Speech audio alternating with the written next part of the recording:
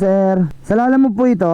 Sa Lalamove Yes, po po. ito, opo. Ano pong pipigaping item, sir? Ang pipikapin po dyan, V8 yung para dun sa Okay. saka na microphone. So, maliit lang yun, sir. Maliit na item lang siya. Okay, sige sir, puntahan ko na po. Sige, sige. Okay po, salamat. Yan, puntahan mo na natin, maliit na item lang to, 153. Papuntang Pandakan.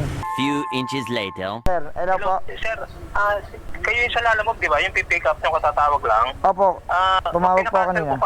Oo, pinakancel ko yan yung delivery ko. Kasi biglang may lakad ako, walang may iwan sa bahay. Paano kaya to, sir? Pasensya na. Nandito na kasi ako malapit sa pick up eh. 3 kilometer yung binahay ko, tas mga 100 meters na lang. Sinabi ko yan dyan sa sa nag-book. Opo, kaso problema, sir. Nag-inform ako sa inyo na pupuntahan ko na, tas ayun, kakancel Yun ko nga na. kaya biglaan talaga. Kung pwede cancel to, sir, mabababa yung rate ko. Biglaan lang kasi talaga.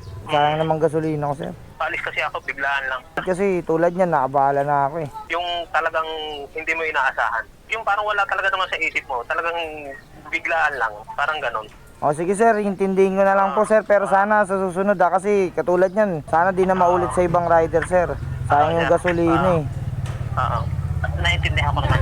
Pasensya na talaga. Salamat. Sige, sir, pa-cancel na lang na kaagad yung booking para